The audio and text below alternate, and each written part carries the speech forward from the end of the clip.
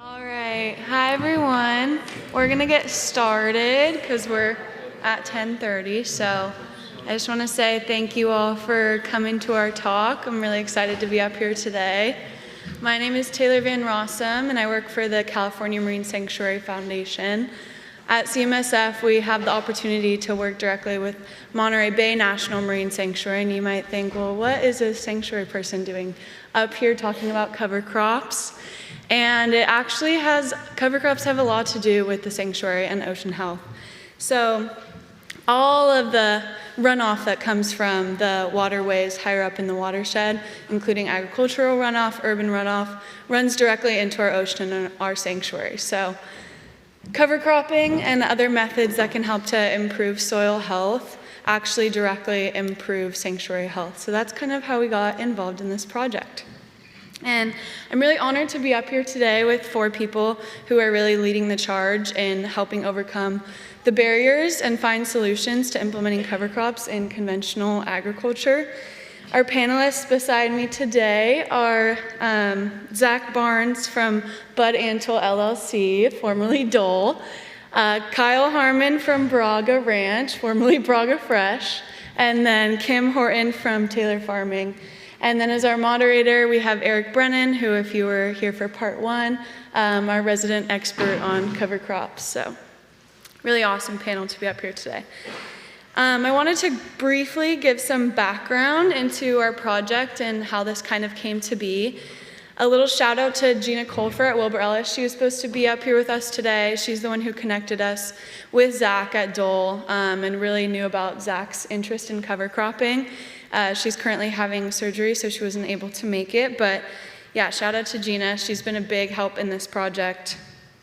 And yeah, so for this Healthy Soils project, we started doing with Dole in 2024. Our experimental design, you can see here, includes both a cover cropping and nutrient management trial, and it's a side-by-side design. In order to estimate yield on this trial, as you can see for that block 11 right there, a tractor doesn't really go like that into the field. It more goes straight through the block. So we did have yield for the entire block, and then we went in and estimated biomass per plot, and so that's how we were able to come up with these yield estimates. And so as you can see in this last cropping season, both of our cover crop treatment plots outperformed the fallow plot for the spinach and lettuce crop last season, which was some very promising results for our first year. And our nutrient management trial, I didn't include the data up here since this is a cover crop talk, but we were able to reduce nitrogen inputs by 24% this last year and still achieve yield results. So we've been really excited about this trial and everything we've been able to do with Dole. And so here's some pictures. I was just out in the field 2 weeks ago, so on that very left side, that's our trials side by side. The nutrient management trial is completely cover cropped right now, and then our cover crop trial, the cover crops were planted a little later, and you can see the alternating blocks of fallow and cover crop. And then in the middle is a biomass sample example, and so you can see the little quadrat that was taken out. And then this is one of our field days that we hosted last year. And really this project couldn't have been done without our technical advisory committee. As you can see, there's a lot of names up here, but it's been a really beautiful collaboration between a lot of different organizations and companies, research agencies, academic institutions, and everyone just coming together with their respective knowledge to overcome the solutions and the barriers that big conventional ag is really facing to implementing cover crops. And finally, I'm just going to hand it over to 4 awesome members of our TAC committee that are up here. So Eric's going to ask some of them our questions. We're going to get a little brief background from each of them, and then we'll have questions at the end for you all as well. You want me to introduce myself first? All right. Good morning, everybody. Thank you, Taylor, for the introduction. Appreciate it. It's been a great journey understanding things and getting the data behind it, so we'll talk a little bit more as we go into this deal. But I'm Zach Barnes. I'm the Director of Ag Operations for Antle, formerly known as Dole Fresh Vegetables. We recently got acquired by Arable Capital, which owns Organic Girl And within organic grow, we had Bud Antle. So Bud Antle is a long legacy brand that's been around for a long time. So we're bringing it back to life. So if you guys remember Bud Antle, Lester Bud Antle was one of the pioneers in the ag industry. And then shortly after, they formed a company called Tannemer and Antle thereafter. So a little bit of history, what Bud Antle is. It's the same family as what you see today with Tannemer and Antle.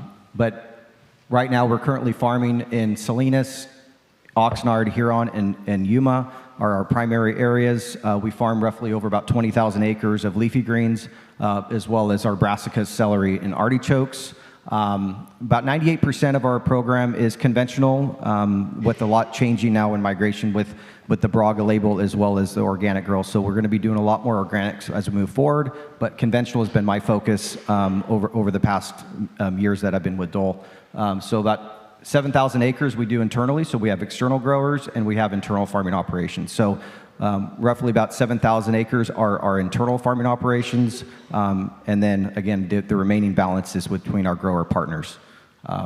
We began cover cropping back in 2022 when this came about, so I really wanted to join forces with the Marine Sanctuary and to be able to kind of get the data behind it. You know, I've been forward, the cover crops for many, many years now, going back to when I first started in agriculture, and a lot of benefits that come from it. But just really wanted to get the data and the science behind it to back it, and as well as bring some really strong people together like you see here today on the panel, to be able to understand what they've done and then continue to educate our public as well as our customers, things like that. So we're currently about 10% of our internal growing operations is cover cropped, and then we're running about 90 pounds an acre of Merced rye, and that's currently what we're doing in the trial, and that's what we're doing outside of the trial. So we're cover cropping not only for this trial purposes, but we're also cover cropping in Castroville in different areas. This particular trial is located in Soledad, California, where the ground is very, very DG, so it's very tough to farm. So having the cover crop is really helping us improve our organic matter and overall soil health of that. So that's me in a nutshell. Good morning, everybody. My name is Kyle Harmon. I'm the Director of Farming for Braga Ranch. I've been farming for the Bragas for the past 10 years. We are 2/3 organic and a third conventional. We farm about 5,000 acres in the Salinas Valley from Chular to San Ardo.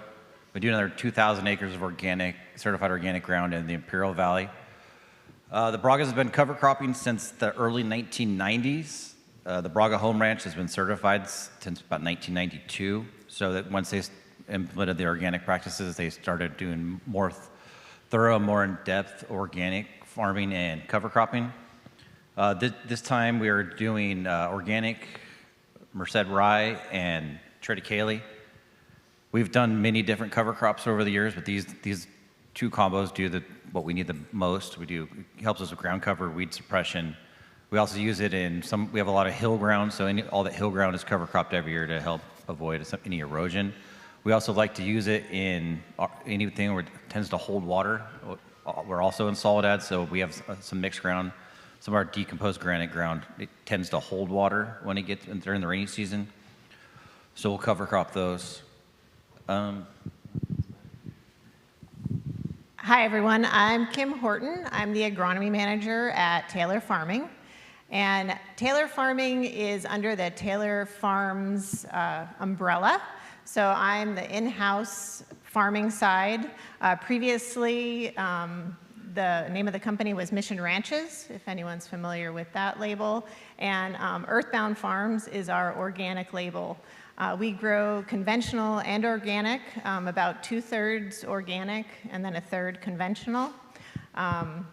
I can't see the slides. So some of the things we grow, all the traditional row crops, as well as a lot of tender leaf crops. So a lot of spinach and lettuce, broccoli, cauliflower, green beans, peas, a nice variety that gives us a really good rotation on the large scale of acres that we are on. I'm based here on the Central Coast, and my presentation, things I talk about, are all going to be focused here, but we also farm in the desert Southwest, so in the Imperial Valley of California, as well as over into the Somerton area, south of Yuma, Arizona, and then east of that in Dome Valley.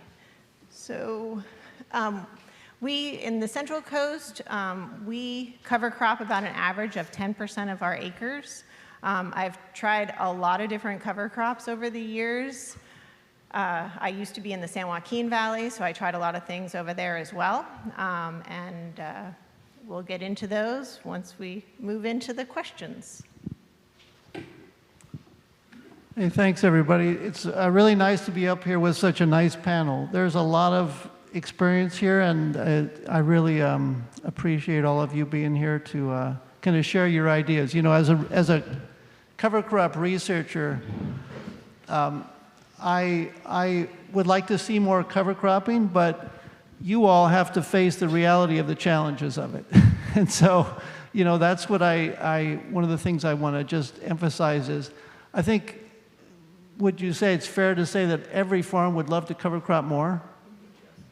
The challenge is, how do you do it? And so, you know, these folks here, Kim, Zach, and everybody, and Kyle, they have to deal with the day-to-day headaches of cover cropping, as well as the benefits and the costs, and so they're bringing a really good perspective. Maybe I've got a few different questions here that we can talk about, and then we'll kind of open it up for some questions from the audience. But what are some of the main benefits that you're trying to get out of the cover crop when you're growing it in your different operations? I mean, you've covered some of them, but.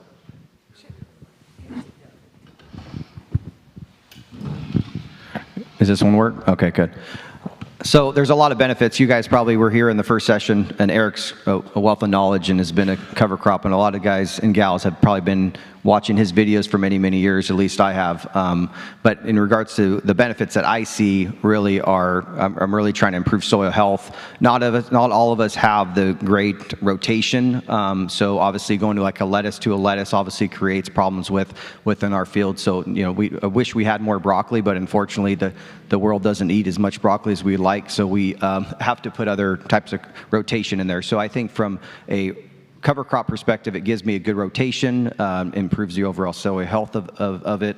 And then, you know, from a weed management perspective, water infiltration, as we talked about, DG ground in Soledad is very tough, and we get a lot of soil erosion coming down those hills and things like that, and the ground that we're on tend to move a lot of that soil sediment on top. So having that cover crop definitely helps with that. So I would say, you know, those are the biggest things that I'm after. Organic matter, you know, keep proving year over year. So since 22, we are starting to see, you know, change. So we're pulling soil samples on an annual basis and trying to understand what the improvements on a % organic matter level, as well as just like the things I mentioned. So pass it off to Kyle.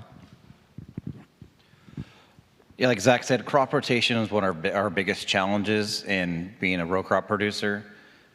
We do have the benefit, we grow 45 different commodities, so we are able to get some decent crop rotation. But in some of our tougher ground, some of the hill ground, it becomes limited. And then there's a lot of food safety issues on some ranches too, so what are crops we can choose to grow there. So being able to cover crop those and be able to get some good rotation is key for us. And soil erosion on that hill ground, you know, being able to keep that water on the ranch and be able to get it to get back into the aquifers instead of it running down the ditch and into a river or any kind of water. So we help us keep all the water on our ranches. It also helps with, you know, nitrogen mining. So you get with pig cover crops, you get that nitrogen that goes past what your typical crop is. It helps bring it back up to the top of the soil. I got one. So a lot of things have been covered. If we could go to the slide number 9. Okay, so this is from our farm. From my hat, if you can't tell, I have a passion for insects. I'm an entomologist as well as an agronomist. And, you know, I love cover crops for what they do for our overwintering beneficials. The Hippodamia and convergent lady beetles are a great part of our farm. And having the cover crops out there, we do a lot of grass cover crops in order to get nitrogen credits through the Irrigated Lands program. And the grass cover crops will host the bird cherry oat aphid, which is only a grass aphid. It does not move onto the cash crops that we grow. And so it allows the beneficials to come in really early and feed on those aphids, go through the life cycle, and then as soon as we put the cash crops in the ground, they just move right over. And it's a wonderful way to jumpstart our beneficial program. And it's not just ladybugs, of course. You know, there are parasitoids that come in to sting those aphids. There's syrphid flies, lacewings. There's a plethora of beneficials that'll come in for that. This is a picture of Lana Vetch and triticale, so Pacheco triticale, and then there's also, oh, not this slide. There'll be another slide where there's some clover in the furrows. So looking at different species, what works, what doesn't. Some of the other things, I know we talked about water infiltration, erosion, weed suppression, disease suppression, improving your soil microbes, nitrogen capture, nitrogen cycling. I mean, there's like, the benefits just go on and on. Actually, where's that picture of the stuff in the furrows? Is that up here? It's the slide number, keep flipping. Go, go, go. One more. I think it was back one, Was wasn't it it? back? Is it this one? No, back No, one. just the farthest ahead one. Keep going. Right there, isn't it? No, well, so this is mustard in the furrows. So one thing I like when working with these folks is they're often trying things that are completely new. And so I saw this last year and I called Kim and I said, what's going on here? So tell us what's happening there. Sure. So I was trying to see how much ground cover I could get with cover crops and doing it with the multi-species way. So on the, we'll talk about this as well. Sometimes we plant our cover crops on the flat. Sometimes we plant them on 80-inch beds. We grow a lot of 80-inch bed crops. So it's a way in the winter, if we get a lot of rains, we're going to be able to get into the field sooner if the cover crops are planted on those 80-inch beds. And I wanted to get even better water infiltration in the furrows.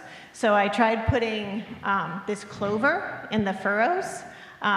Unfortunately, it didn't work out because the vetch and the triticale were so aggressively growing that they shaded out the clover.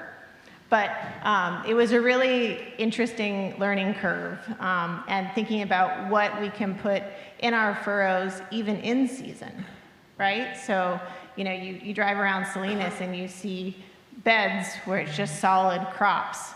Well, what about putting various things in the furrows to improve infiltration, to bring in beneficials, to just improve the ground and have more you know, roots in the ground year-round as well. So.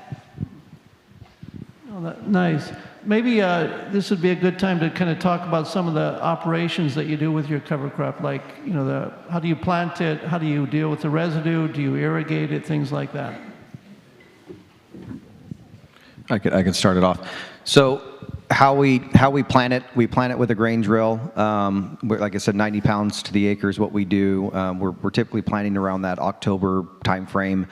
We want it in the ground for at least 90 days. We typically go more, but we're trying to get the right biomass. We're trying to get all that, so which I'm getting the help from Gina as well as Taylor and Pam to be able to kind of help us along the way and making sure the kind of taking the cover crop out in the right time as far as, but we are at this point, we're irrigating a little bit. And so that's kind of where we're at right now. I mean, this depends on the rain and the cycles that come through. So in October, sometimes we just don't get that early rain because, again, it's just all the times of we need to put that cash crop in sooner than later. The way this valley works, we typically start planting in the south and then we work our way north. So obviously the earlier we could get our cover crops off, the earlier we could go ahead and get our plantings done, because there's that small window. Having a lot of crops in the South County during the summer months, there is a potential risk with that, but there is also a lot of good varieties that are now battling with or not battling, I should say, but it's more, there's opportunities now to plant year-round of lettuces, year-round of broccolis, because of the varieties that the producers are bringing up to the market. So I would say from a planting side, that's kind of where it's at, and then of course when we destroy the cover crop, we're chopping it and then incorporating it with a disc. Which we'll get into some of the challenges here in a little bit, but I think, that answers it. But Kyle's going to have a little bit different approach than what I do. The way we approach it is, cover crops, it is an expensive venture. So you're already putting inputs into these fields. So we tend to plant our cover crops as late as possible. So we tend to start planting November, December based on the rain patterns. So we do farm year round, so we have late broccoli and celery crops coming off. So that ground always gets the cover crops first. We use residual moisture that's already there to help germinate, and then we let Mother Nature take care of the rest. It is an added expense to be able to irrigate.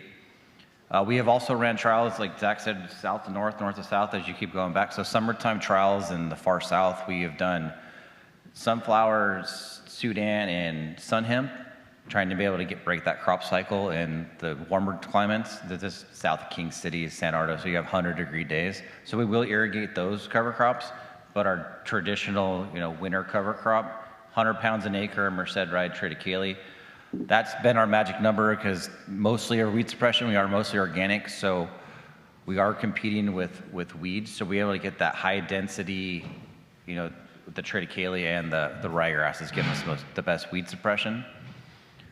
I think most people, it's flail mower and a disc to incorporate. As Kim stated also, we do a lot of cover cropping in bed, so flail mower with minimum till practices. We've doing at Braga, we've done a 5-year trial we have certified organic regenerative ground. So our farming practice there, we do a cover crop through the middle of the bed year round. And we've also done clover on the furrows. We started in 2020, 2021, trying to have full coverage on these crops. The clovers, the first crop did really well. When you start driving tractors over furrows and start for harvest and irrigation practices, it does tend to get beat up. But there's a lot of ways to do this cover cropping, but everyone's got their approach.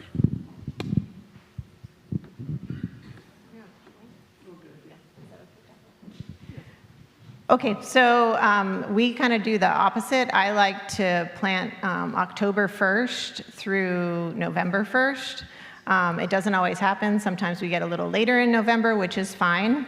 But really, after the end of November, the biomass that you can get is going to be significantly reduced. I know that was talked about during the first session, but just to give you some on-farm data. So we planted 24 fields, and a field is somewhere between 20 to 40 acres. So 24 fields with cover crop is Pacheco triticale. I much prefer triticale over rye. I don't like the way rye lodges, and it also falls over, which makes it harder to chop. I like the triticale because it stands up, and if you're going to put legumes in as well, the standing triticale really allows the legumes to climb up, and it's a great synergy between those two. But going back to the data, so 24 fields, wet dates between October 1st and the end of the month. We got an average of 7,750 pounds per acre of biomass that we incorporated back into the soil. For 21 fields that were planted November 1st and later, we got about 6,300 pounds per acre. So it's still a good biomass, don't get me wrong. Don't not plant cover crops because it's December 12th. But we really see that growth when you still have the warm days in October. And I want to try to get as much biomass back into the soil as I can. What are there's a lot of challenges with cover cropping. And I'd like to hear what your biggest challenges are and maybe how you've tried to overcome those. So I think it just all depends on what you're planting. So I think the biggest challenge what I had were on the timing of my planting schedule, I was supposed to plant tenderleaf spinach. So destroy the cover crop, but it wasn't enough time to break down all the biomass, all the mulch and all that. So went ahead and planted it. I was thinking, hey, we'll just go ahead and lift the blade up a little bit at harvest. Well, it definitely hurt me. I lost yield due to it because we had to raise the blade. Obviously, harvest guys were not happy about it, but unfortunately, timing, when we got a lot of those rains 2 years ago, even last year, going in, and, hey, I used up all my ground. So the way our farming operation internally is that we have, we're big in Castroville, right? So we have a lot of heavy ground, and then we don't have much South County ground. So a lot of that light ground, especially when it rains, South County is the easiest one to get into at that time. So ran out of ground, didn't want to give up the acres to an outside grower selfishly, and we planted it and kind of got in trouble. So I'd say that was probably kind of a big thing, knowing when you're planting. Transplanting after a cover crop is number one. I think if you have transplants, you're safe. It's probably the best. I've seen some really, really good results with it, but just be very cautious on direct seeding post cover crop and making sure you have enough time. So I think timing is the biggest challenge for me. Yeah, crop termination is always a challenge. We have, X amount of acres to work with. So be able to plan your cover crops through those grounds. We like to rotate. Every acre gets a cover crop every 3 years is what our goal is. So we farm 5,000 acres and trying to get, a third of that planted every year. So the challenge is trying to fit that into your puzzle. So how do you get your crop rotations correct with the right pieces of acreage in the valley where you get your cover crops in and out and still be able to make your turns?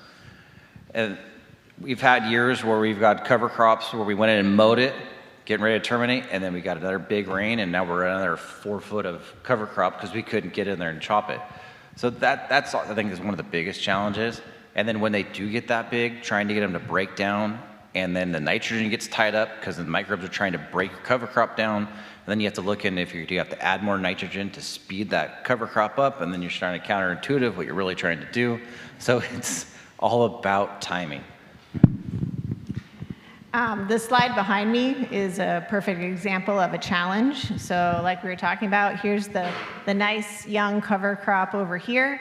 And then over here is what it became. Anthony is about 6 feet tall. So you can see how tall the cover crop got. You can imagine how much biomass this was. And you can see the heads, right? So the triticale headed out because we got such late rains, and this is a low-lying, wet, heavy clay field, and we just couldn't get into it to chop it. So that would be one of the main challenges, which is also why I like to plant earlier. So then, we can hopefully get in one of the windows in January to chop it and take it down. Another challenge would be slide 14, the one before this. Like we said, irrigation. This is in South County and in San Lucas where it gets really hot. This was planted a little late, and there were some hot days. And so the ranch manager had to make the call to irrigate it because it was hot and he didn't want the cover crop to die. So we try to not irrigate, just rely upon residual moisture and rainwater, but that's an issue. And then the one thing about all of it is cover crops can increase your yield, right? That's a benefit that we've talked about a little bit, but I think that's one of the best ways to expand cover crop usage is for larger farms where we're dealing with the Irrigated Lands Program. We want to get the nitrogen credits. That would be on slide 11. So this is an example of what we do. We go out to the cover crop, we pull 10 samples, we measure them, And then based on Eric and Richard's research, we determine the feed stage and the biomass that it'll produce. And then we can calculate our credits for what we've done. So in a rotational system where we're doing upwards of 3 rotations of vegetables in a year plus a cover crop, that's a challenge. Just trying to fit that many crops in a growing season. So that's another thing just to think about. And then if you do have residue from the cover crop, there are some products out there like humic acid with microbes that you can apply through irrigation to help break down cover crops. There's a number of products that are not necessarily nitrogen-based that you can put out there to help it break down. But then also just a small amount of nitrogen can make a big difference. You know, a 20-pound N per acre can make a really big difference to break a cover crop down, and then you're going to plant right into it so that is going to be taken up by the cash crop.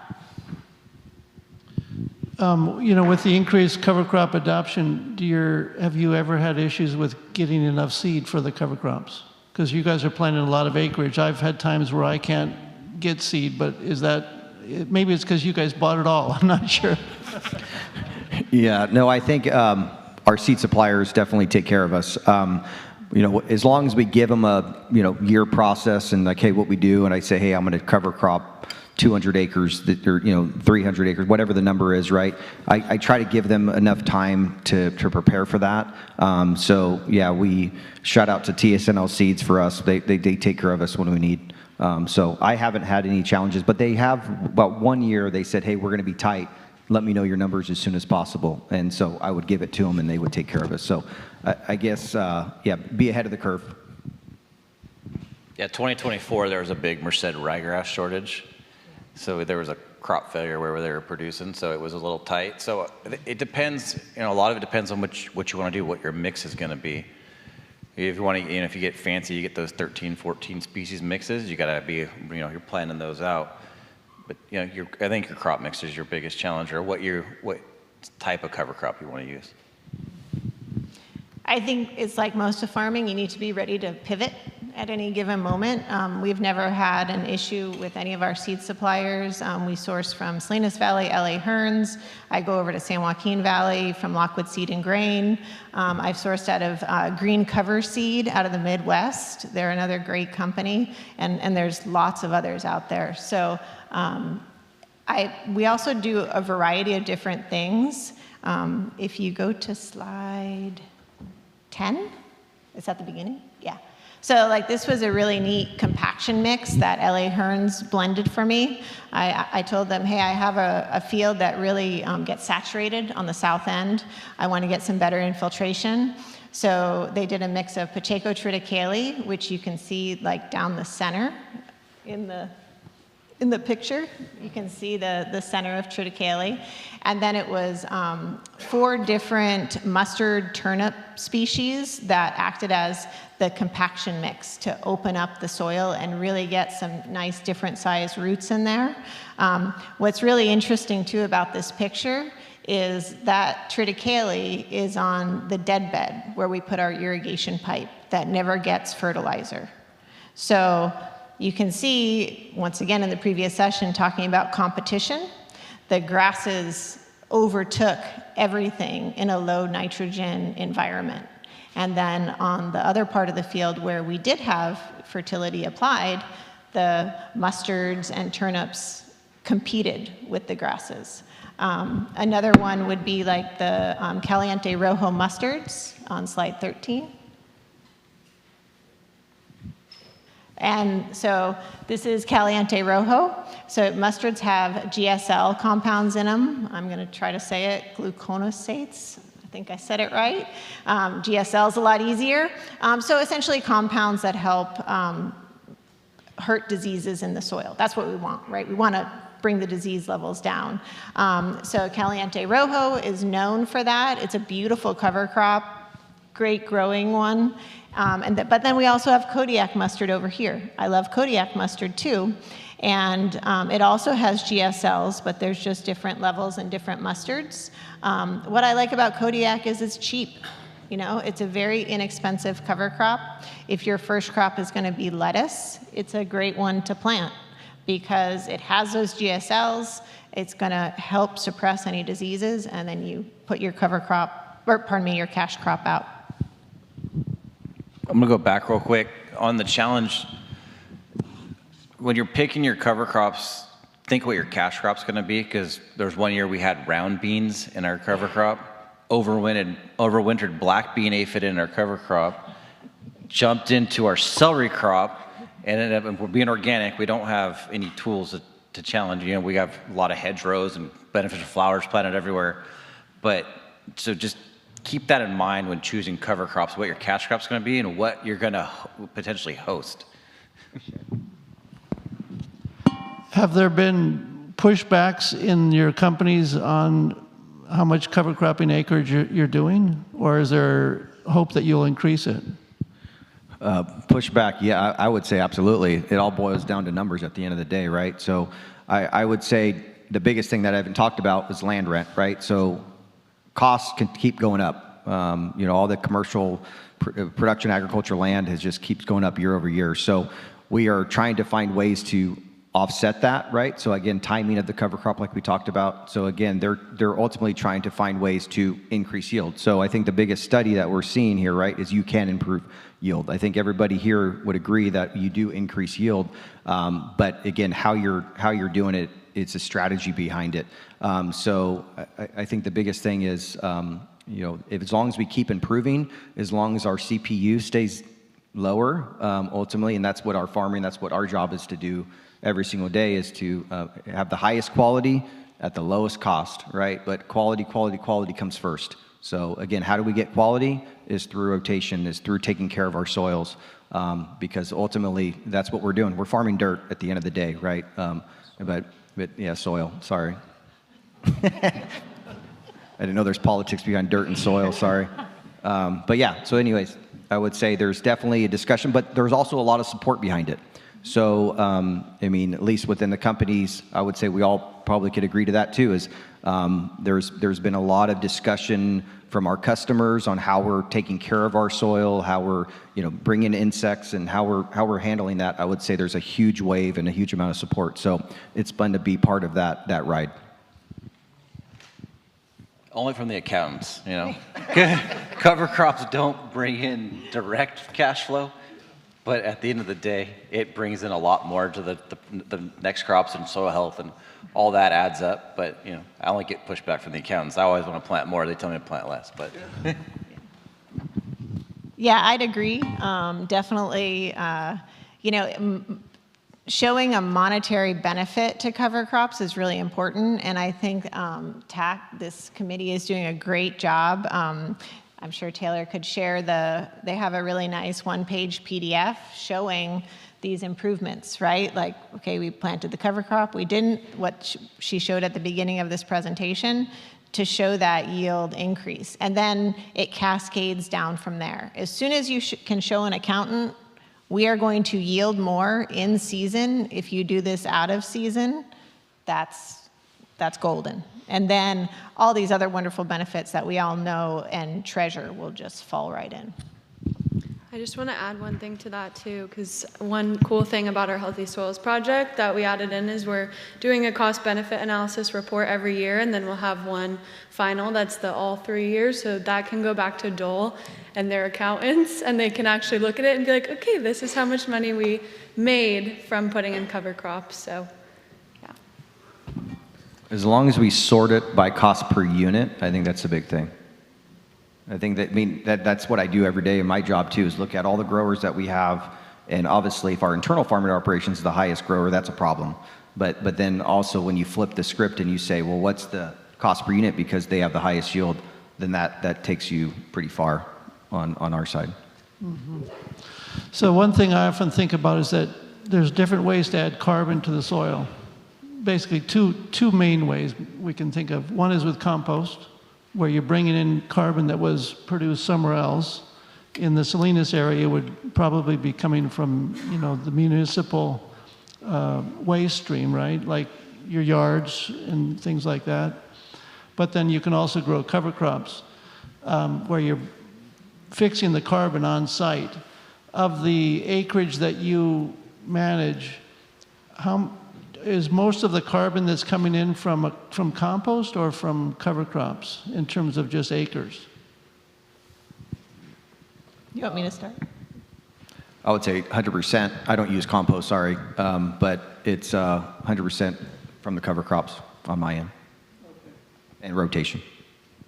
Yeah, we're the same. It's all cover crops and crop rotation. Food safety doesn't allow us to use compost. Yeah, there's a lot of pressure, unfortunately, from actually buyers for us to not use compost. You know, the E. coli outbreak years ago really hurt the compost industry for our farming, and it's a shame because it wasn't thought through. But once again, there's, you know, people see things once and then it becomes ingrained. So we use a small amount of compost, not as much as I would like. I would like to expand it.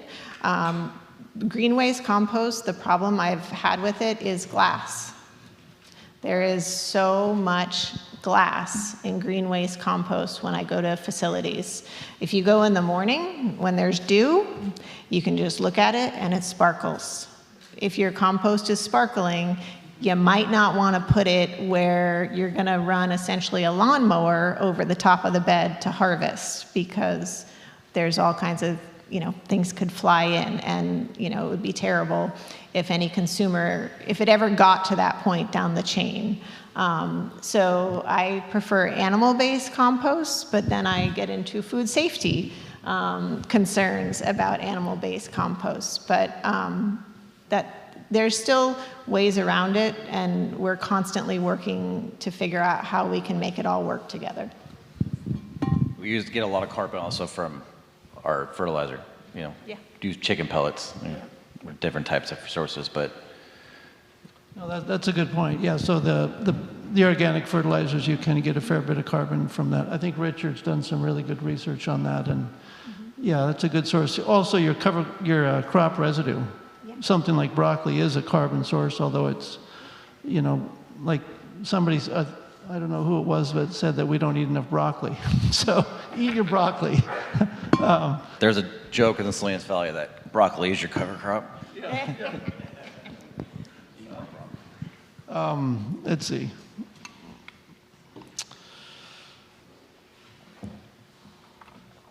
So have you, I want to ask just a question about legumes, and I know, Kim, you mentioned you guys have used legumes, and I think, Kyle, you also mentioned that you've used some clovers. Zach, have you guys thought about using legumes, or? I'll be honest, that's why the committee's formed, to learn and to be better. So I have not personally, but I'm hoping out of all this, we may, right? I mean, I'm sitting with two strong folks right here that have done a lot of cover crops, so I'm learning a lot. In all fairness, I mean, in all honesty, also, I've often recommended you not use legumes. So there are definitely times. Well, maybe I won't then. Yeah. There's definitely times when they don't work well. Yeah, I really like lower C to N ratio cover crops. So, you know, that 20-to-1 is as high as I ever want to be. Just because it does take so much time for that to break down if it's anywhere over 20-to-1. I really like the mustards. It's a great component if you know, talking about trying to get our turns in. So if we have a ranch where we really want to cover crop, but we know we're going to be tight, yeah, bless you. You want to, mustards, you can grow them for 60 days and get a lot of biomass. We've been playing with that in our desert growing regions. We had mustard in for as little as 50 days and saw an increase in yield on our subsequent romaine crop that was planted months later. So the desert growing regions are entirely different, high pH, high salts. You know, it's a whole different beast, but that's an area that really we can improve our soils and increase yield. Zach, you had something you were going to say? No, I was just going to say, I'm going to ask a question as well as, do cover crops help with soil diseases? I mean, Who are you I asking think me? that's, we're probably going to talk about this for 20 minutes, but the big thing, I'm just looking at this red mustard, the caliente here. So going back to when before 2022, we done a trial of this in our hottest verticillium field that we had. I cut it too short, but I didn't see the results, but it was one and done type thing. So I kind of want to talk a little bit more about that, because that's our biggest challenge in our agriculture space in the Salinas Valley, and no matter where you go. Down in Oxnard, we're dealing with fusarium. Down, up here in Salinas, Castroville, we deal with a lot more verticillium, and then South County fusarium is just getting all over the place with our iceberg lettuce. So I'm going to ask, what benefits have you seen on cover crops on fusarium or verticillium? I'm going to say in general, the amount of soil-borne diseases in our organic ranches is significantly less than our conventional ranches. And a lot of that has to do with the fact that we use chicken pellets and crop rotations and cover crops on the organic much more aggressively. Verticillium is a terrible disease, and just like anything, you do something once and you're going to have a positive small impact, but you do it again and again and again, and you will see improvement over time. I mean, I think the National Organic Program, the fact that the transition takes 3 years, there's a reason for that. It takes time for soil to change. And so, yes, I have definitely seen disease suppression, not necessarily just with Caliente Rojo mustard. I've seen it with all cover crops. But once again, like Kyle said, you got to think about what you're planting next. Because if you're going to plant, let's say, snap peas, you probably don't want to put any legumes in your cover crop, right? Because then you're just allowing that disease to wake up in the soil with the cover crop, and then you put the snap peas in. I was talking to our planting manager just the other day, explaining, look at soil diseases as you put, the soil diseases are always there. You plant something, and some of the diseases will infect and some of them won't, but everyone wakes up. It's not like just one disease wakes up. Everything wakes up, but then it can't infect. So that's how you slowly break that disease life cycle. You want anything to add? You got it. Okay. Should we open it up for? Yeah, we have about 10 more minutes if you guys have any more questions for each other, and then we can open it up.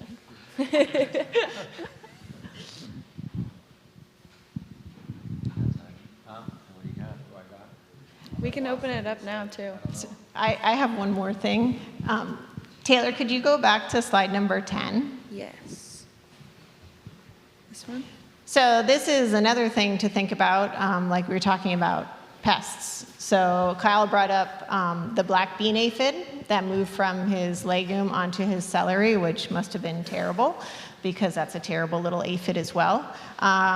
One of my biggest challenges in North County are cucumber beetles. And I have a feeling possibly some other people in this room may fight with cucumber beetles as well. And flea beetles, right? Both those beetles love to chew apart our leafy greens and make them not saleable to a lot of people. So in this compaction mix cover crop, yeah, I brought in the ladybugs, but there was also cucumber beetles feeding on it. So what we've gone to is using daikon radish as a trap crop in our furrows. So in areas where we have really heavy cucumber beetle and flea beetle presence, right now we're putting daikon radish at a low rate, like the lowest you can go, less than 5 pounds per acre. If you could even do like a pound or 2 per acre, that would be even better. Super, super small amount in the furrows. And we actually planted on purpose in the wheel rows because we want to eventually kill it. Daikon is a wonderful plant, but it is very aggressive too, and it will compete with our broccoli and lettuce crops that are in the field. So we're planting it in the wheel rows, so in time, we can run it over, and it performed its benefit of being a trap crop early on for a couple of months, but then we can also take it out so it doesn't become, it doesn't shade our cash crop, and it doesn't pull nitrogen away from our cash crop either. So those are, Daikon works good on Brigada bug too when it was a yes. problem. We used it in the desert. Yeah. Bragada Several years bug, ago. no, you're right, yeah. Hemipterans in general, you know, true bugs, anything succulent, they're gonna hit it. So give it, that's the thing, okay? If you have a pest that you can't control, give it something it likes better than your cash crop, and it will be pulled off. And I've done this in head lettuce, romaine, broccoli. A lot of these pests like the daikon way better than the cash crops, especially, I mean, head lettuce, you know? Yeah, I saw that last year. I think that was that romaine field where you had, yeah, the brassica in the furrow. So basically, you're getting the insect to go into the furrow, and it's a trap. Perhaps then you can drive over it and kill both the insect and the cover crop. No. They don't die. The insects won't die, but it gives the plant a chance to have enough growth, enough leaf area where if you have a little bit of feeding, it's not an issue. And that daikon also brings in beneficials, right? I mean, they're smart. They're going to come in because there might be some larvae in the soil to eat, right? Some little beetles to chew on. So, yeah. Okay, awesome. That was a great discussion. Thank you guys. We're going to go ahead and open it up to you all. I want to encourage you to come up with questions, please. If you have comments for anyone, you can find them after. And come up and speak into the mic in the middle if you have a question. Thank you.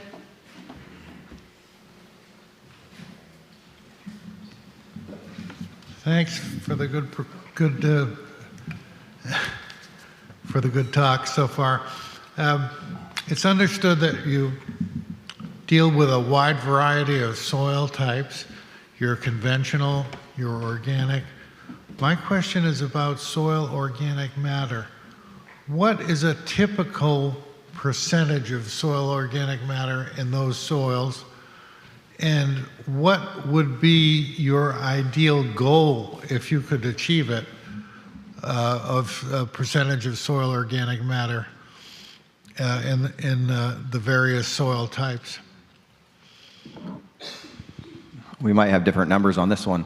But I would say up in Castroville, as you come up here in this area, we're typically around 3%.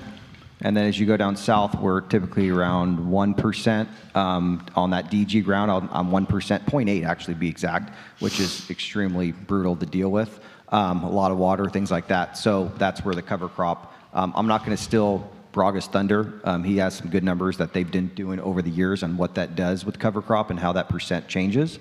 But overall in Salinas area, you're in anywhere from 2.5% to 3%, and then as you go down south, you're going to get a little bit lower. But it all depends again where you're at, and then as you get out to Watsonville, you're going to be a little bit heavier. So where I like to be, I kind of like where the Castroville ground's at, probably around that 3 to 5% range. I would say. I don't know. I'm kind of scared to go heavier than that, but I don't know. I haven't played in that sandbox enough. So we have. It's mostly it's about the same. If you're up in this area, it's 3, 4. We've had stuff in Soledad as low as 1, and during our 5-year heavy regenerative practices, we've gotten that up to 2.5. That's just minimum till and a lot of cover cropping. You want to talk about where it's like on average for the last 10 years, you brought it like 0.1 a year potentially on average? We got it up 1.5% in 5 years, but that was mostly because our tillage practices and cover cropping. Yeah. Katie was helping when we started that. Taylor helped us with a Healthy Soils Project also, and we saw that ground go up from, that was at 2.6 to almost 4. My numbers are similar, but I will say, the crops that you're growing have a big effect on the organic matter percent. So like growing a very long crop, like let's say carrots, It's a lot harder to build your organic matter. Even cover cropping with carrots, you can do so over time. But crops that are really good at breaking down the soils, like broccoli and carrots, those are the kinds of things that it just takes more time. And your soil type, like we were saying, the decomposed granite ground, the DG, it's very hard to build organic matter. It can be done, minimum tillage, cover crops, compost, all of those things will contribute towards it. And like Eric has a wonderful paper showing the synergy between cover crops and compost and how you can build organic matter much better over time using those two together. Thanks.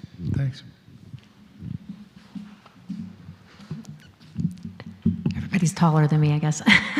I am really curious about your daikon radishes. I mean, initially my question was going to be about what you've had success with in the furrows, because I think a few people mentioned experimenting with sowing in the furrows. I've been farming for about 20 years. 20 years ago, I had friends that were sowing things in the furrows, and mostly failures. That's why it hasn't continued. So I'm just curious what has actually worked, or are you still just, we tested this and now we're testing that? Like, do you have some wins? And then with the daikon, when you call it a trap crop, you're not coming over it with some sort of insect vac or a bug vac or anything. You're just using it to distract. Is that right? That's correct. The daikon, I've worked with it for, 10 years now. And I call them like service crops, right? Because they're performing lots of different services. But I've tried, like I said, I tried the clover. It got shaded, so I'm not going to do that again. And then I've also done those trap crops on the edges. Like I've put corn, actually masa, out on the edges for flea beetle. And flea beetle love corn. So that pulls it over, and that was over in the San Joaquin Valley. It's unorganic. The ranch manager was really concerned about the amount of flea beetle that was all over this masa on the edge of the field. And I said, well, look, your lettuce is fine. There's no flea beetles on it. Leave it alone, leave it alone. And he just couldn't. So he treated the corn with Pyganic, which I am not a fan of, and he did it, and of course it had very little effect because flea beetle are so good at jumping and flying away, and so he did it one time, and then he came to me with his head down and said, I won't do that again, because it's just a waste of money and time and all of those things, and it knocks down your beneficials, so yeah. So daikon has been a win. Daikon is a win for 10 years. I've been doing it. And just be ready for it. I always say, don't let it get bigger than your pinky finger. The root, if you let it get bigger than your pinky finger and you try to take it out later on, you're going to have a giant ball of daikon radish and root and everything all mixed together, and you can really mess up your furrows and the edges of your beds and everything. But if you plant it on the edges instead of in the furrows, let it go and then harvest it and make those really cool little spirally things that they put on sushi, that's daikon. So any varietals, specific varieties? It's cheap. Cheap Daikon, fodder, radish. I don't even think there's more than one variety. No matter which seed supplier I call, I just say daikon radish and it's the same. Do you want to talk about the in-furrow cover cropping, or did you already cover that? Wasn't that a part of the question, was like as far as furrows, cover cropping furrows? Yeah, so I've cover crop furrows as well, like the mustard picture that was up there, that Kodiak mustard was in the furrow. It was a little bit of a mistake. The guys just planted everything, and I said, it's going to be fine. And the ranch manager said, I don't know about that. And I said, just wait, just let it grow. No issue taking it out. We just it like we did, incorporated it, chopped it, incorporated it, and there was no issue with planting those furrows. Is that what you meant? Yeah, I like cultivating. I like getting oxygen in. So I've never done it personally. Yeah. These last two panels were excellent. Thanks a lot. We've been playing around with changing our compost because of USDA's rules that you have to heat compost at 1600 degrees for 3 days. And what that ends up doing is killing all the fungal bodies at around 1200 degrees.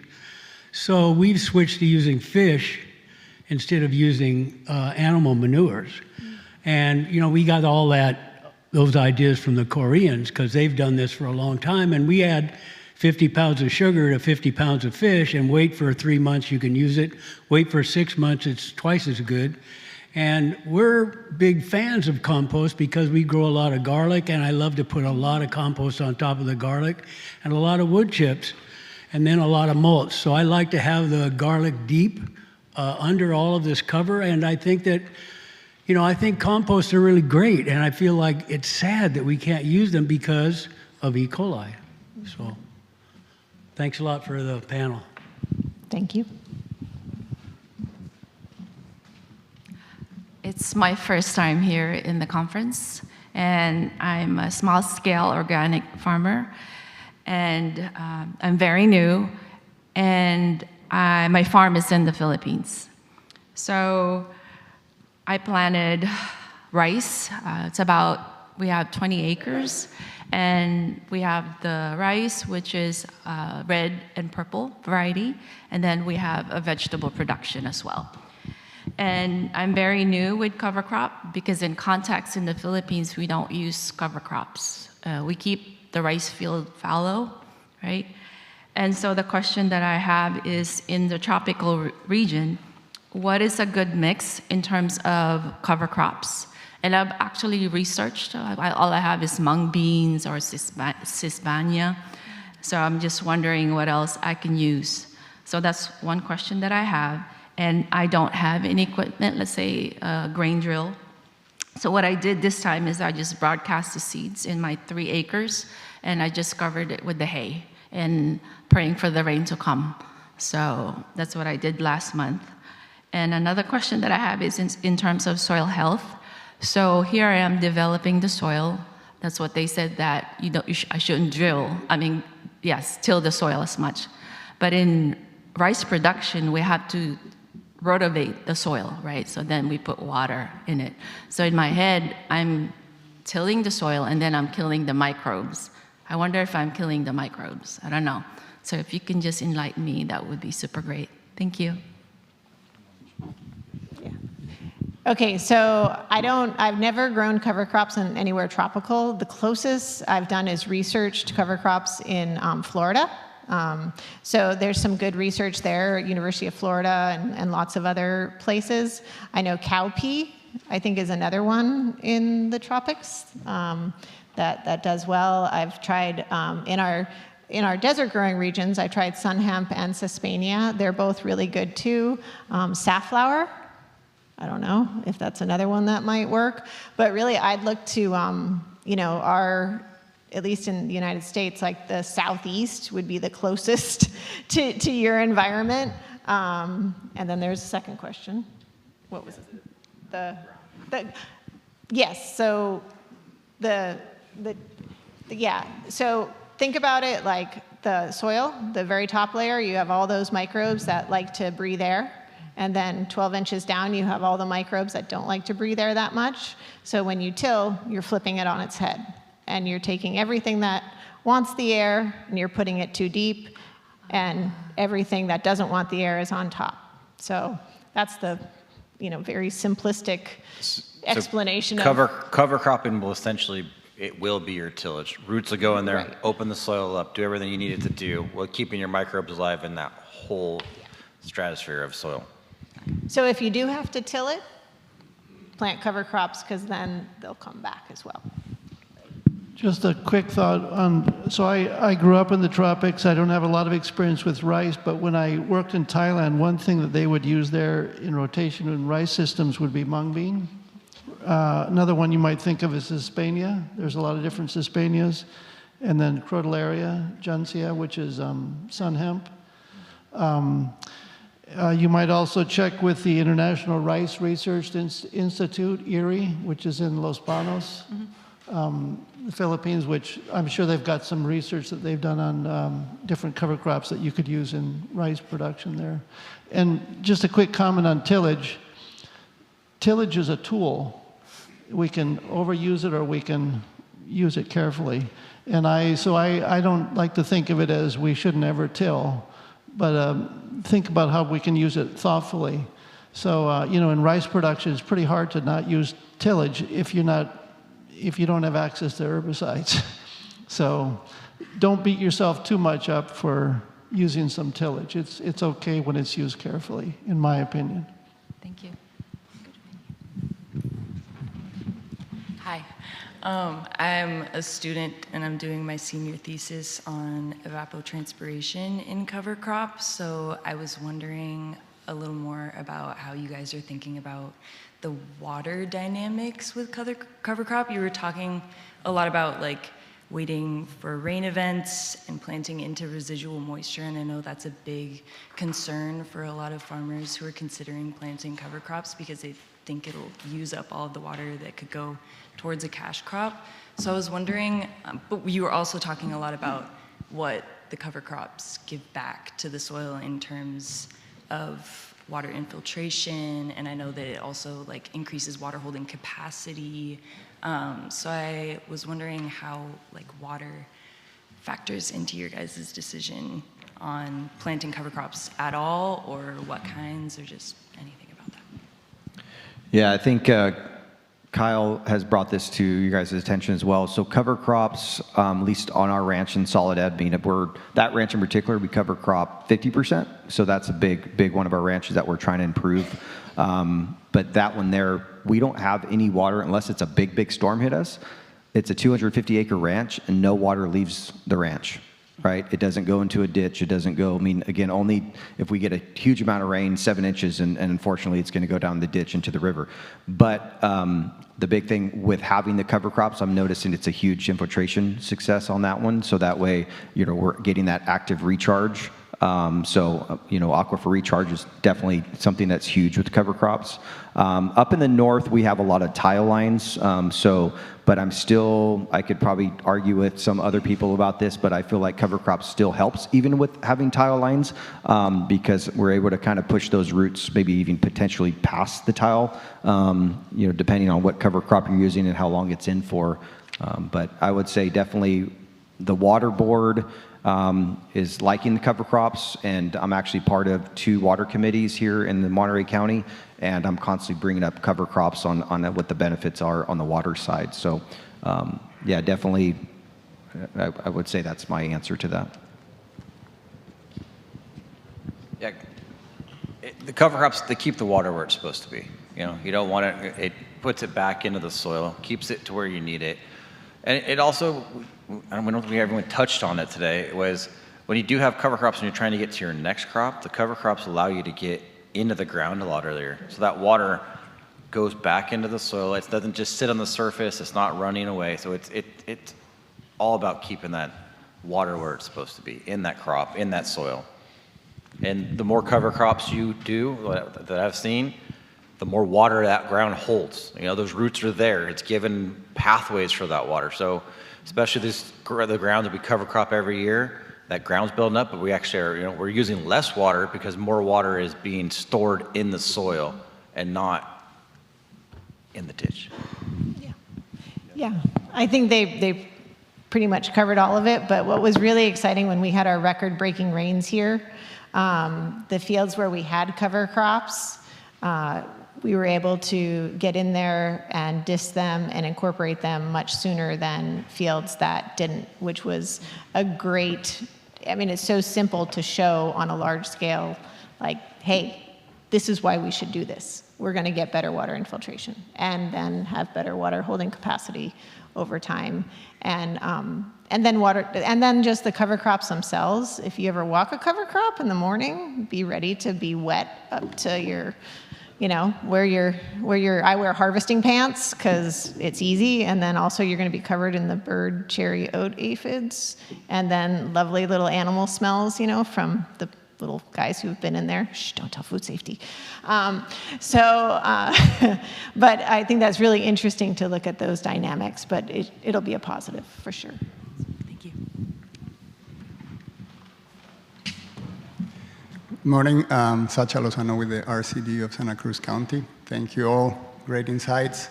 I was particularly interested in the comments about insects and how cover crops can attract both beneficial and potentially problematic insects.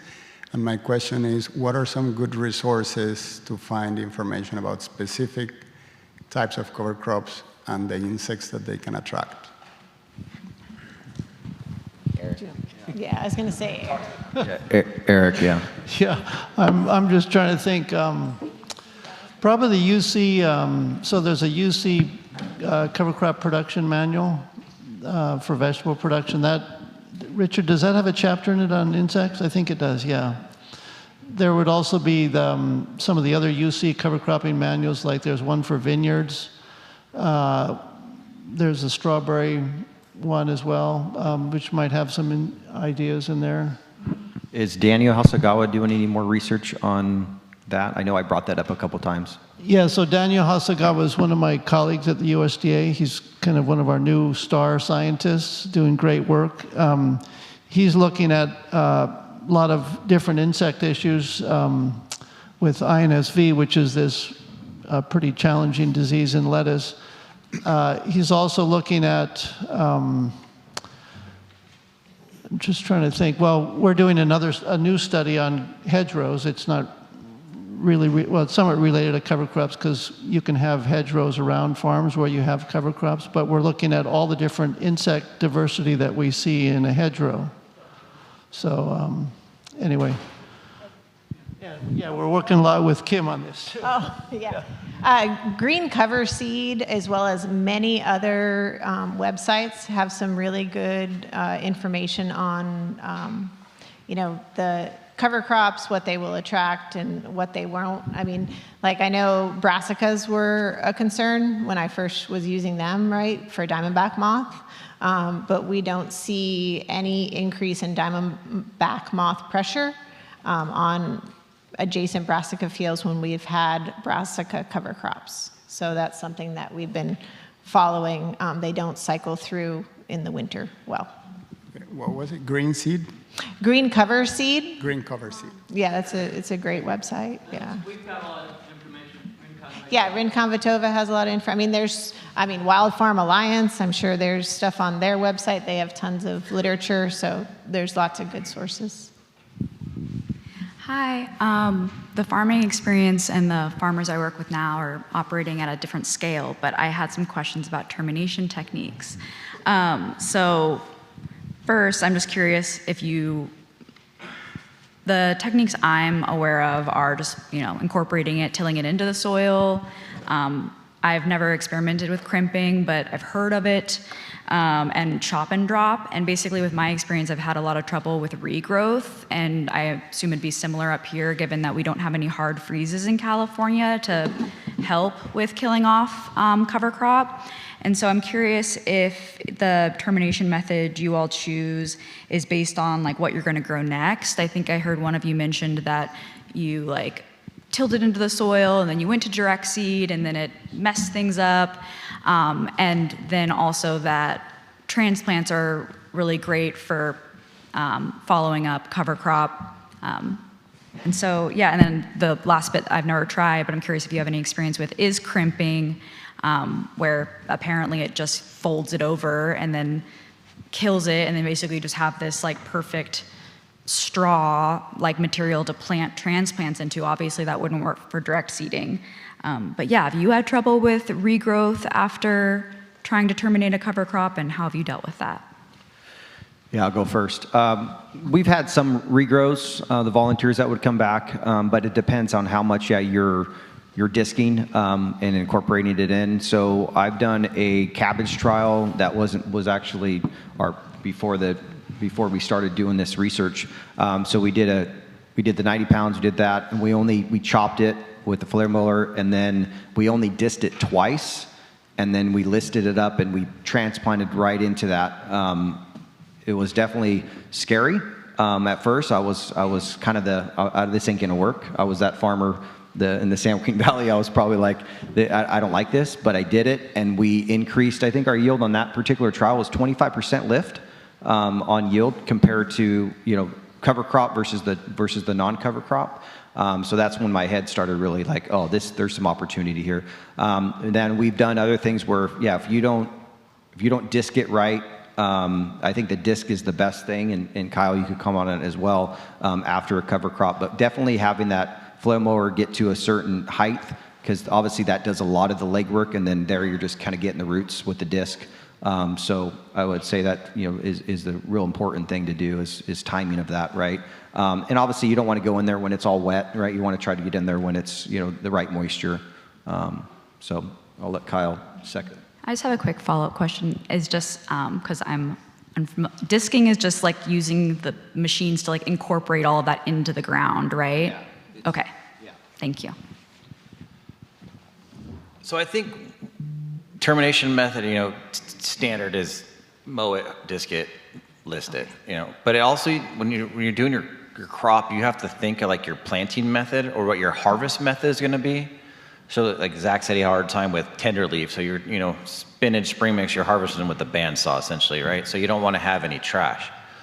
But if you're going to direct seed a broccoli crop where the broccoli is up ahead, above the ground, you can get away with it. So it all depends on what your final harvest method is going to be and on how fine you have to get that. Because you can mow and do a quick disc and put it up and have a little bit, more plant material out there to do, like you had mentioned, but have some cover up there.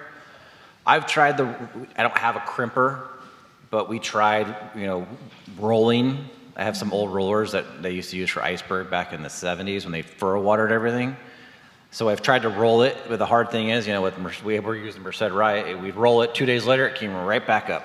So unless you can actually kill the plant, I know the crimper's big in the Midwest, but it gets dry there, you get a hard freeze. Right. With having our coastal mornings, we have a lot of residual moisture in the ground. It's really hard to kill those grasses. Totally. So unless you get that, that hard freeze or gets hot, that hard to get those even, like I said, it'll lay down and comes right back up. Yeah, I'd agree with all those comments. We do minimum tillage. I have not had anyone tell me how to do no-till with small seeded vegetable crops. It's very successful in the Midwest. Corn seed is giant. So is soybean. And so is soybeans compared to what we're working with here in the West, right? Mm-hmm. So, it can be done, but I haven't done crimping. We just do make sure your blades are sharp when you're running those choppers through the field. Veda Farming has a lot of good equipment, and you can get some really good chopping and then the incorporation. And then reverse tillers. If anyone's played with reverse tillers at all, we have, I think 2 of them now, where you can have that residue and then you run the reverse tillage equipment through and it makes a perfect bed, and you're only putting your residue about 6 inches down, so it's going to be available for your cash crop, but it makes those smooth beds that we need for the 80-inch veg. Regarding the roller crimper, we have one at the USDA in Salinas, and I've tried to make it work over the years, and it's been a real challenge. The rye, you can crimp it really well, and it can still come back. And also, sometimes you crimp it when it's kind of at the right stage, but then it still sets seed, even if it doesn't grow back up. So we've had real challenges, and it's very different from what happens in the Midwest. So. Thank you. That's kind of what I thought, but wanted to follow up. Good morning. I'm Benjamin Lewis with the CSU Chico Center for Regenerative Agriculture and Resilient Systems. Let's go Chico, sorry. Go Chico. Thank you. Wildcats. Go Wildcats. Thank you for sharing your experience and expertise. Of course, I was delighted, like many of us, to hear that you guys find that cover cropping increases profitability and yield in your systems. And then I was really interested to hear that you use little to no legumes. So that increase in profitability is not coming from a substitution of purchased nitrogen for fixed nitrogen. So I was wondering, in your opinion, what agronomically is driving that increase in both profitability and yield? And do you have any data for that? Or just your opinions, which are both valuable? You want to start? Okay. So yes, I have data showing the increase, and that it continues, right? Like, I mean, every time we have another crop, we're following it to determine, okay, what did this do? Then the second part was, what was the second part? What do you think is driving that profitability? If it's not coming from nitrogen fixation, right? What agronomically is happening in that system that's making it more profitable? I mean, Or this higher is my yielding? opinion, so I don't have the science to show it, but increasing our microbes in the soil, having more diversity, having better nutrient cycling, it improves the subsequent crop is what I think is going on. And we do have some legumes, it's just we grow legumes. So I try not to go legume. Even Right. in a cover crop mix, we grow a fair amount, so that's an issue. Yeah, and I think, like, at least my experience in regards to the cover crops, we're going in kind of fresh, right? Right after that cover crop, we're going into our season. So we're planting anywhere from, call it February, March. I mean, typically our first crop goes in November through April, and then what we call the turn, right? So then we're going to flip the ground and we're going to plant again. So Salinas on average gets around 2 crops, right? So I think coming in there, instead of being fallow through the winter and having all the rains kind of hit it and all that stuff, you're kind of coming fresh with the cover crop and got that available nitrogen. It kind of just kicks that thing right off and it moves faster. So that's one thing I noticed when the cabbage trial and transplants, it was an easy 7-day lift between, call it our grower standard method versus after the cover crop. So I think just having that nitrogen, but it's again back to what we talked about, timing is everything. So you think that's scavenging nitrogen since it's a non-legume crop? Yeah, so there's nitrogen that is holding back and it's releasing obviously for that next crop. So, but then I've had that where we've had the other challenge, right, where it wasn't ready yet, because there's a period of time that Eric, I'm not sure if you touched on it today, but in regards to, like, once you destroy it, it gets tied up. So yeah, sometimes just having that right time to be able to make it available. And again, go Wildcats. Yeah, so you're improving your soil health, right? So soil health is what's generating all your benefits from it.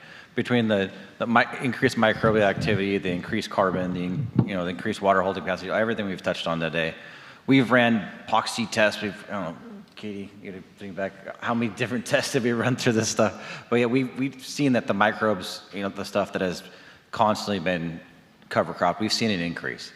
So the more you can feed your soil, the more the soil is going to feed your crop. So if I was going to talk to growers about why I think cover cropping is a good idea, your experience would, if I said increasing in soil health, it can increase profitability and yields, whether or not we're using legumes or fixing nitrogen, you would agree with that statement? Yes. Great, thank you guys. I like to say nurturing the soil is just good business. Yeah, I have a question. It's all about nitrogen-carbon balance, and do you have any experience with using wood chips together with cover crop? In particular, not all wood chips are created equal. There's sometimes very leafy chips that you can get. And also, do you have experience with using biochar together with cover crops? So I haven't used wood chips, but I've used almond hulls that are put into a pellet with biochar. And we're starting to run some trials with a local fertilizer company. We're only in our first year of trial, so I have no data for you, but we are definitely starting to trial it. I haven't used wood chips, but over the years I've looked at biochar. Excuse me. Biochar is a very interesting substance, but there's a lot of different biochars out there. So that's, I'd say, one of the biggest issues. Of course, like salinity. There's salts in biochar, and so I'm always trying to not put more salts into soil. But not all biochars have high salts. So it's really you really have to know your product. And then one of the hardest parts for any large scale is how do you apply biochar? Because it likes to, blow away in the wind or combust, which is, a whole nother issue. So that's why it's nice to have it in a chicken pellet where you can apply it. We've been doing that as well and following the total organic carbon and other metrics over the years, and it's improving. I see. But I feel like the biochar is like a 10-year, 20-year research study that you could do and then maybe have some more information, right? Okay, thanks. Thank you so much. Hopefully a couple of quick questions. The first one is, do you apply the cover crops in both your organic and inorganic and conventional fields? Looks like you all say yes. And then, let's see here. Do you have a desire to increase the percentage of coverage of acreage for cover crops? Why or why not? And then lastly, if you can speak to the adoption of cover crops, like by your neighbors or in the region, that'd be helpful. Thank you. Yeah, I would love to grow more cover crops, but I got to grow cash crops too. So we're kind of at our max what we can handle. What was your other question? Neighbors, we're starting, I think that's what started Zach was trying to form this TAC was you started to see more and more cover crops starting to pop up. When you see Taylor starting to cover crop, and then you start seeing some of these other guys cover crop, and farming's always like, you're always looking, you're always seeing what everyone else is doing. So I think the more you're starting to see it, the more it's starting to be adopted through, at least in the Salinas Valley. So farmers are very competitive. To the point, we're always looking at the neighbor, we're always asking questions, and I think that's what's unique about our valley is that, we all wear different hats and we all, say things here and there about who's doing what, but at the end of the day, we're coming together as a team, as a committee, and sharing our secrets and sharing what works, because to me, what works for us works for everybody, and we want the valley, right? So if it's successful for Taylor, successful for Braga, Dole, or whoever it may be, then it benefits the valley as a whole. So think about water, we were talking about that earlier. The more we could cover crop the Salinas Valley, the better it's gonna help our water supply long term. So I wanna see the valley green, so that's my opinion. Yeah, I definitely like to increase, but once again, we just have to make it fit in with our rotations. Like Phil Foster, Pinnacle Organics, he's one of my neighbors. And so I love driving by his fields and seeing which cover crop blends he has in and what he's doing with it, So we're always looking and seeing what works and what doesn't, to the point where in Chular, we had that Caliente Rojo mustard out in the field. And someone said they were going to call the county on us because we were growing lettuce in the wrong season. And there's during the 1 month where we're not allowed to grow lettuce, they literally were like, "Is that baby leaf lettuce out there that you Taylor people are doing?" And it's like, no, it's Caliente Rojo cover crops. So yeah, people are always looking and are very competitive. I think too on the percent. Like max, there's obviously you're going to hit a wall, right, where you can't do more. To Kyle's point, 10 to 20%. 20% is obviously huge, but there's growers within that are doing zero. So, I think right now 10% to 20% is probably a good number for sure. And you're probably cover cropping every 3 years. So, you think about that, it's gonna if you're at that 20% every 3 years, maybe it goes down to every 4 years. But I kind of like the 3-year mark. I think that's a good number. Thank you guys so much. We're right on time. That was perfect. I'm sorry. But yeah, I think we started this talk. Oh, we have one more question? Yeah, for sure. Yeah, so I'm a retired IT person. I have 4 acres out in Prunedale, 2.5 usable for farming. I'm new at this, and I'm doing it myself because I want to grow for my family and myself, obviously. I've been obviously on Google and internet and looking up a lot of things. Have you guys ever heard of winged beans? Yep. Have you heard of winged beans? You have? Yeah. I noticed you were saying the back-to-back bean growing would be a detriment in some cases. In your experience, do you think winged beans are a good nutrition for the soil. I mean, that's what it's advertised as. And I find it to be very interesting. I haven't started planting yet. This has been my first season, just to let you know. And also I had a question about cover crops that you were talking about, like elephant grass. I mean, I'm wondering why you guys use specific cover crops in this area. Is it because the size of the land that you're farming? Because industrialized hemp is also a good carbon injector into the soil. So basically, if you could answer those two things for me. Well, maybe wing bean real quick, then I'll let. So wing beans is I really like eating them. They're a tropical bean, as far as I know. I was eating a bunch of them about a month ago when I was back home in Hawaii. So yeah. I don't know if they grow well here. Right, I was thinking about inside grow initially and then transplant them out. They're very hardy, and they say they can grow just about anywhere. Okay. But every part of the plant is usable. That's the reason I'm doing it, is every part, the tubes, the roots, the leaf, every part. And it's like 37 to 42% protein. And that's really a huge protein turnout for a vegetable. And that's why I was asking about, I want to plant things that are going to be very useful to me and not wasteful. So. It'd be fun to. I haven't tried it here, but you've kind of made me think I should try it, at least in my home garden. So. That's fine. And so the cover crop issue? Yeah, and then the cover crop, I think, why Merced Rye for our production operations is, I would say there's just so much research and data that it improves everything from a cost standpoint as well. So, I mean, obviously Kim has mentioned a lot of different things. Kyle's mentioned a lot of things, and obviously Eric has a lot of different trials and things. But, I think it's all about the successes that's happened over the years, right? And it's like, okay, if that works, I'm going to improve that. But yeah, it's not. I think that's what the beauty about cover crops is. There's always going to be some type of new custom blend that you could trial, but it has to be obviously cost effective, and it has to work. So has anybody up on there had any experience with industrialized hemp as far as a carbon injector and maybe a cover crop also combination? Yeah, I've grown hemp for CBD. So along those lines, are not quite to the size of industrial hemp. I will say it does host some pathogens for subsequent crops, because it is essentially a grass. And it does mine. It pulls a lot from the soil. So it's something to think about. But as far as gosh, now you got me thinking about hemp.